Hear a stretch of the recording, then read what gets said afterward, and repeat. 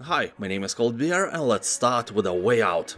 This is an exclusively co-op adventure where you play the role of one of two prisoners, making their daring escape from prison. You can do that by online co-op or by sitting near to your friend in split-screen mode, which is obviously the best choice. Each player controls one of the main characters to break out of prison and gain their freedom. The catch here is that the characters are not friends. They just happen to be in a bad place at the same time. There is no trust between them. Like there's no trust between you and your friend when you eat potato chips from a shared package. So escaping prison with a complete stranger isn't ideal circumstances, but as freedom gets closer and closer, you will have to learn to trust each other if you want to make it to the other side. You will sneak, fight, run, drive, and even go for a little fishing along the way. Also use teamwork to solve puzzles and overcome obstacles. And I should mention again that it is impossible to play it alone. There's no AI who can control the other character, so speak with your friend in advance before buying. Or,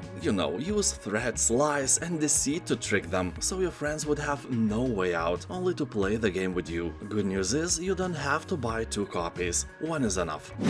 Volcanoids.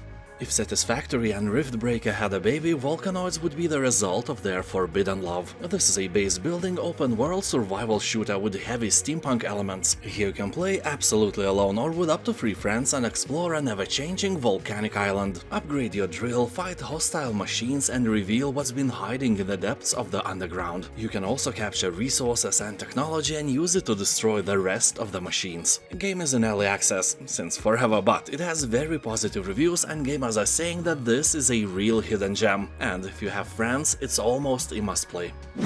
Ship of Fools. This is a seafaring roguelite co-op game where you play the fools, the only creatures fool enough to brave the sea. The great lighthouse that once protected the archipelago is broken, and a storm of malice and corruption is coming. So you, together with your shipmate, will jump aboard and make your voyage across the sea. Man the cannons, ready your sails, and protect your ship from sea monsters over multiple runs. It's up to you to defend your home from the almighty aquapocalypse. People are saying that the game is hard, but not too hard so it doesn't ruin your mood. Rust. The only aim here is to survive. Everything wants you to die. The island's wildlife, other inhabitants, the environment, other survivors, and so on. So do whatever it takes to last another night. The game itself is an MMO in very active development, with a guaranteed content patch every month. From regular balance fixes and improvements to AI and graphic updates, to adding content like new maps, musical instruments, trains, and drones, as well as regular seasons and events. There is always something interesting or dangerous, or both, happening on the island. You'll find procedurally generated worlds with map editor support. You can host your own servers, ride a vast array of vehicles from cars and trains to hot air balloons and helicopters. You can build houses, farm, or do almost anything you want. The game is huge. Not as huge as your mama though. 9 Parchments. This is a cooperative action RPG game of magical mayhem from the creators of the Trine series. Here, runaway apprentice wizards seize the opportunity to complete their spellbooks by going after the lost 9 Parchments. Super powerful spells meant to be wielded by the most powerful mages. So as these newbies rapidly acquire powerful new spells without learning proper safety measures, it's natural that their hasty progress results in plenty of deadly accidents. 9 Parchments combines real-time spell shooting action with usual RPG elements. Here you level up your character and collect magical loot, filling your wardrobe with zillions of wizard hats and powerful staves. Tribes of Midgard. This is a cooperative survival game in which you must resist the oncoming invasion of giants during Ragnarok, latter meaning the end of the world in Viking language. Here you will need to explore the wilderness, craft new weapons, and be prepared to defend the sacred center of your village from the grim shadows. All the while the giant of Jotunheim stalks closer to your village, seeking to destroy Midgard, and fulfill the prophecy. Basically, this is a Norse mythology game where you can gather a group of up to 10 people and try to survive in a procedurally generated world. The longer you and your tribe survive, the greater will be the rewards. Maybe this time your potato salad will have actual potatoes in it, you never know. Rewards here are great. Void Crew. It's still in early access, but already has more than 90% of positive reviews on Steam, and lets you explore the universe along with your buddies or, your mother-in-law. Nobody loves you more, and you know it. Here you will pilot the ship, man the turrets, perform emergency repairs, recharge the power cells, utilize space station weaponry, fabricate munitions, and exit the ship on extravehicular missions, be it patching the ship's hull or scavenging derelict wrecks. People on Steam are saying that this game will break your friendships, but it's worth it. You will find new friends. World is full of friends, not yours though. It Takes Two. As you can probably imagine, this is a co-op game for 2 people. Here you can invite a friend to join for free with Friends Pass, and together master unique and connected character abilities, help each other with the obstacles, and have a great time in general. For example, my friend who's 40+ years old and usually plays games like Detroit Become Human, Observer, The Last of Us and similar gloomy stuff, played this with his wife, and he said that this was the best game he tried in half a year. So it's obvious that the game has no age or genre restrictions, it's just pure fun. So grab your mother-in-law and have fun together. It Takes Two has overwhelmingly positive reviews, but that's probably obvious as well. Overcooked.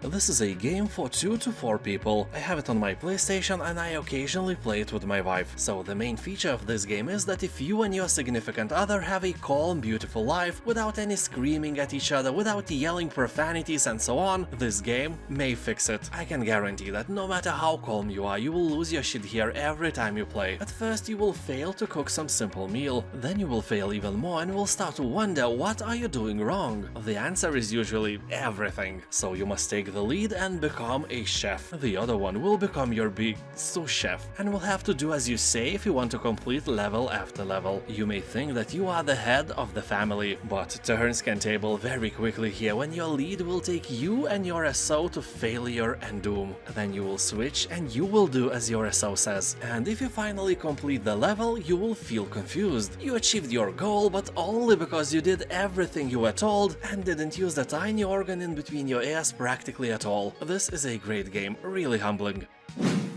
Don't Starve Together.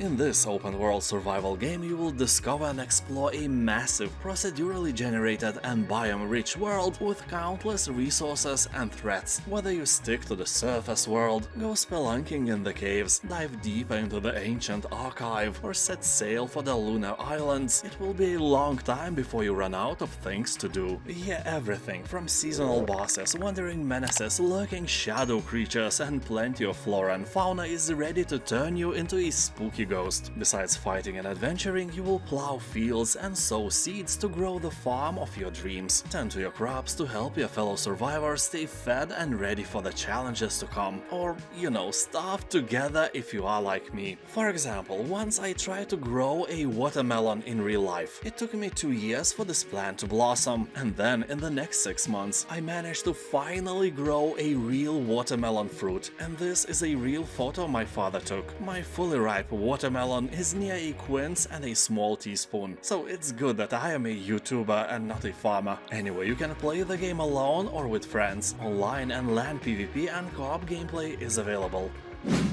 Deep Rock Galactic.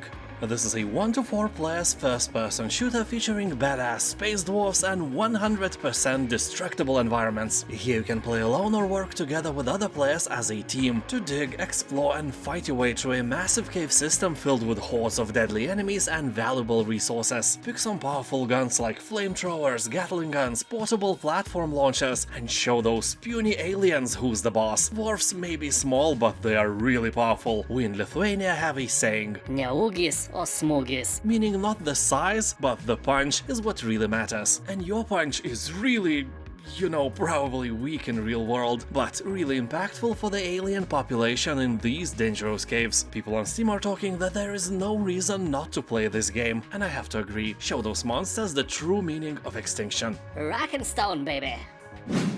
Trine 4: The Nightmare Prince.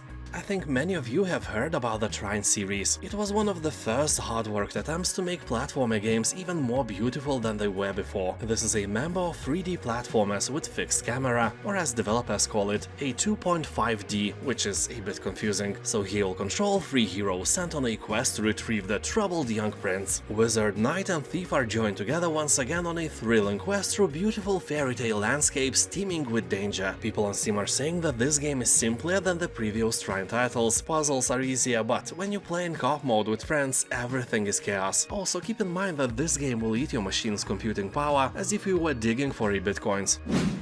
GTFO. This is a 4-player cooperative game. Good news for you, since you are obviously short of friends, the vacuum of your life can be filled with bots here. Playing with them can be irritating at first, but when you learn their mechanics, it's actually quite fun. Said every lonely person ever. Oh, shut up. Of course, game developers still recommend playing with real people since the game requires a level of communication and tactical combat, and a good strategy is necessary to win the game. Many of the creatures of GTFO are suspended in state of hibernation, so light, noise and vibrations can easily wake these sleepers up. Better leave your multi-purpose noisy vibrating flashlight at home, so if one of the creatures knows you are there, they all know. Be cautious when deciding on shooting. This game will truly test your patience, since it is a hardcore shooter and it doesn't have a difficulty setting. Although despite the fact that the graphics and atmosphere are amazing, GTFO can become quite repetitive rather quickly. Human Fall Flat. This is a hilarious, light-hearted physics platformer set in a world of floating dreamscapes. Each level provides a new environment to navigate, from mansions, castles and Aztec adventures to snowy mountains, eerie nightscapes and industrial locations. Multiple routes through each level and playful puzzles ensure exploration and ingenuity are rewarded. More than 30 million copies are sold so far, and this is not a coincidence. This game is very entertaining, and the best review I have read about this game was written by IGN. They said, "It's just dumb fun." And yeah, that's what it is. Tons of laughing guaranteed. Morkredd. This is an innovative physics puzzle game that may be interesting for fans of darker tropes. The game is best played as a couch co-op experience, so be sure that you have at least one imaginary friend to play this game with. Here you are the orb's protector, and without it you will descend into a world of death and eternal darkness. You will have to survive and master over 60 puzzles while avoiding the shadows caused by your partner and the environment. Game is without a doubt a work of art. People on Steam are saying that Morkredd is beautiful but very short. You can beat it in a bit more than 2 hours.